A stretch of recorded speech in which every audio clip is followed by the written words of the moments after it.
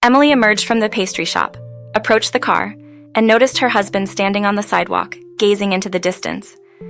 "Jack, why are you standing still? Come on, let's go. We're already late. Everyone is probably already gathered at the table and we're the only ones missing," she said, her voice tinged with irritation. It seemed as though Jack hadn't heard her. Emily couldn't tolerate it any longer, so she walked over and gently tugged at his sleeve. He turned to her with an odd expression, and then, almost reluctantly, headed towards the car. As they drove, Emily continued to grumble, while Jack's thoughts drifted back to the past, a time when he was married to Alice, a quiet, modest, and loving woman. Alice had been his first love and his first wife, and they had shared profound happiness until Emily crossed his path. Then, everything changed. Alice's life ended tragically in a senseless accident, leaving Jack with a profound sense of helplessness. He had clung to her coffin, sobbing and begging for forgiveness.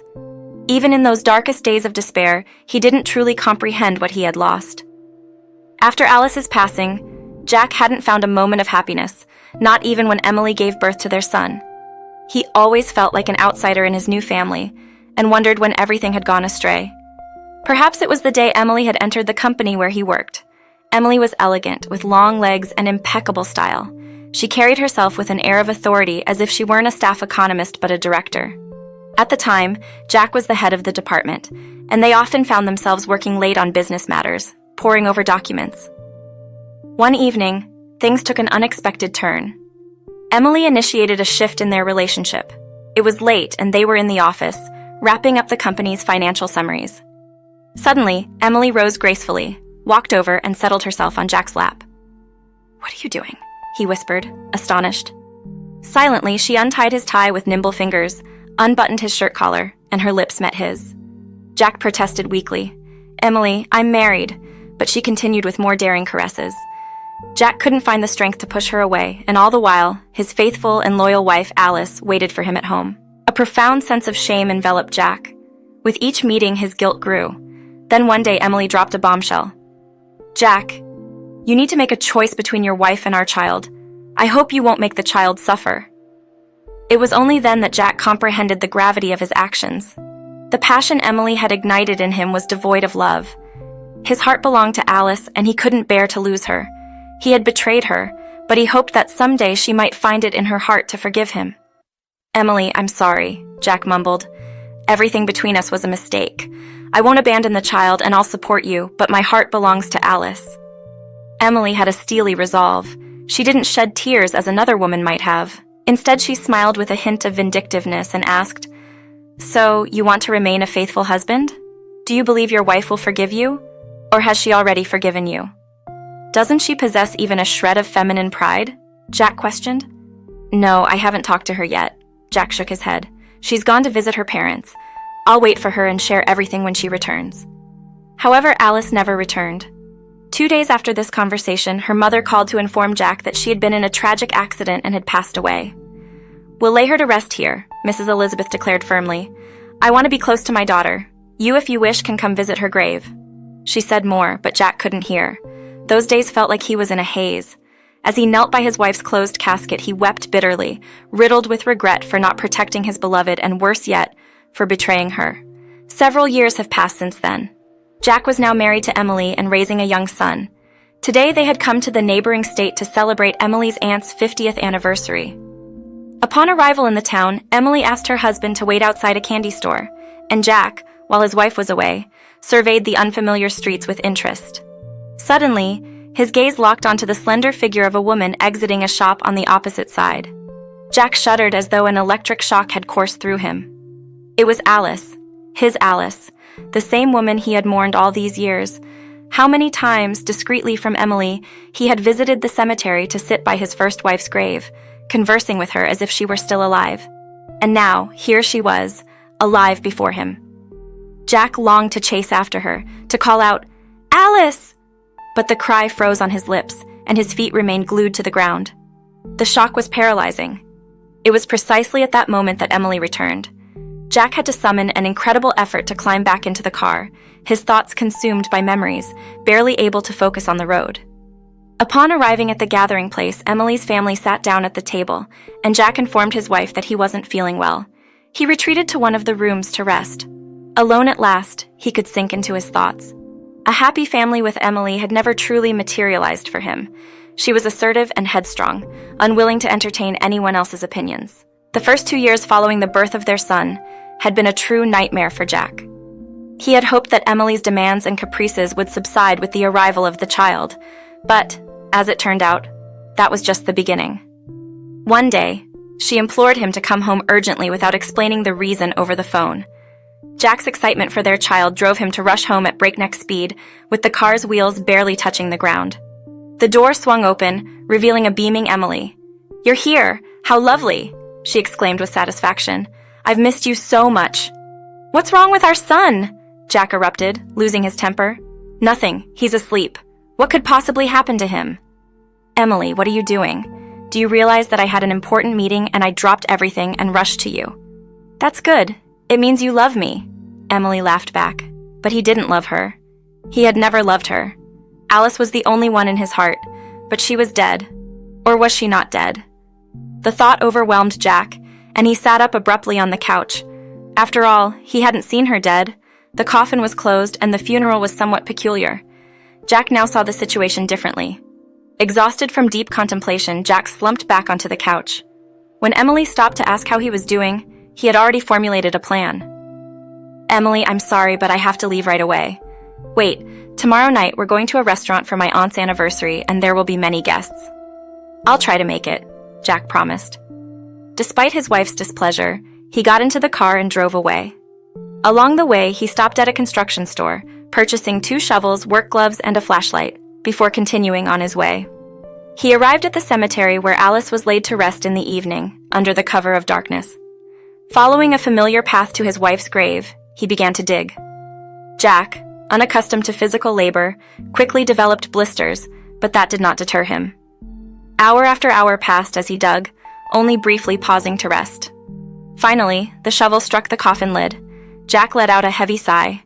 He realized that he might not be able to bring the coffin to the surface, as his nerves and physical strength were both pushed to the brink. Therefore, he decided to open the lid right there in the grave. With a resounding thud, the shovel struck the partially decayed wooden boards, creating a sizable gap in the coffin.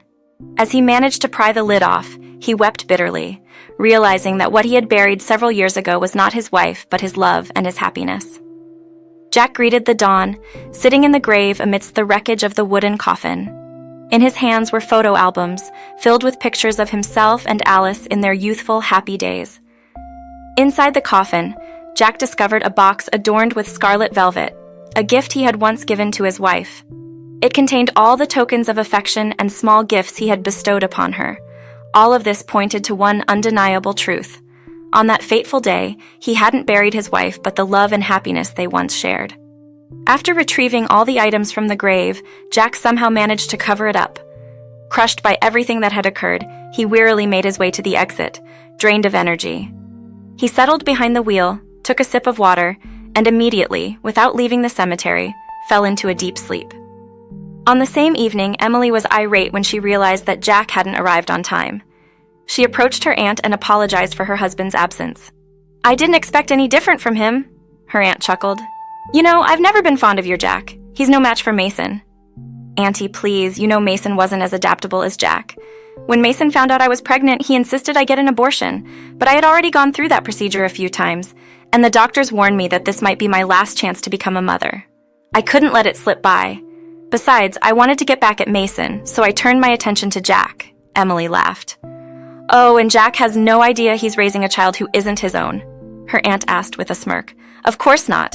He's so trusting." Unbeknownst to the 2 women, Jack approached them from behind, carrying an enormous bouquet of flowers. "Well," he said, "it appears there's no need for explanations now." "Jack, you've got it all wrong, let me explain," Emily whispered in confusion. "I've had it all wrong before, it's all falling into place now. Happy birthday." Jack handed the birthday celebrant the bouquet and then turned and walked away. Emily hurriedly followed him, grabbing his arm and pleading for him to listen to her. He calmly pulled away from the tearful woman, and Emily realized that she had made a mistake that couldn't be undone. Jack proceeded straight to Mrs. Elizabeth's house, where he confronted the question that had been haunting him. "Is Alice alive? Don't keep quiet, Mrs. Elizabeth.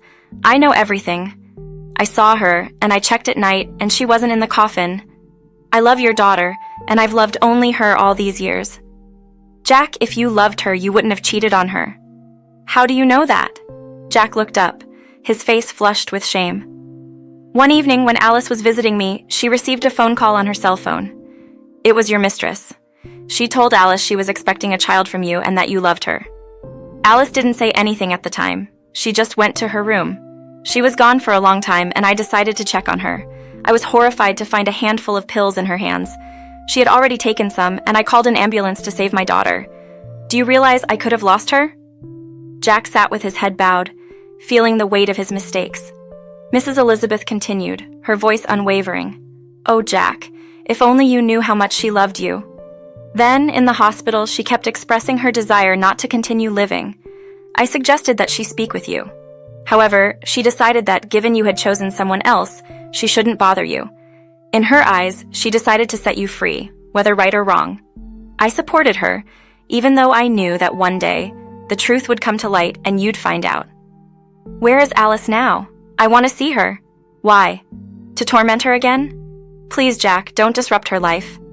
I won't give her up to anyone, Jack declared, shaking his head. I'll do whatever it takes to earn her forgiveness. Jack, she loves you. She still can't get over you, but whether she'll forgive you, I don't know. Mrs. Elizabeth sighed and gave her address. Hearing the doorbell ring, Alice opened the door and immediately turned pale as a sheet. Before she stood Jack, her first and only love, the one she had never managed to erase from her memory. They gazed at each other in silence, their eyes locked onto each other. Finally, Alice composed herself and asked why he had come. To tell you that I love you, I always have. I made a terrible mistake once and I'll never forgive myself for it. Alice, I'll bet you every day to forgive me. Go away. I don't believe you. You killed our love and I buried it. Look what I have. This is proof that our love cannot be buried. Alice recoiled when she saw the very photo albums and the scarlet box she had once buried. Please, Jack, go away. I won't ruin your family. You have a child. No family and no child. She deceived me. He's not my son. That doesn't change anything. So once again, please go away. Alice said bitterly and closed the door. But Jack didn't move. He lowered himself along the wall and sat on the floor, his arms wrapped around his knees, knowing he would do anything to win back Alice. He felt that behind the door, she sat on the floor, just like him, listening to her own heartache. 3 years passed. Jack and Alice took a stroll in the park not far from their house. Their little son slept soundly in his stroller, which Jack pushed ahead of them. With his other arm, he held his wife's newly rounded waist. Darling, I'm so lucky to have you in my life, Jack said, stopping and kissing Alice. I've been so foolish and blind. But now I'll do whatever it takes to make you and our children happy. I love you, Jack. You know, those few miserable years without you were terrible. Please don't remember. I won't forget what I owe you for the rest of my life, Alice said, smiling into her husband's eyes. Well, everyone can make mistakes in life, Jack responded. But not everyone can forgive, he said, hugging his wife once more.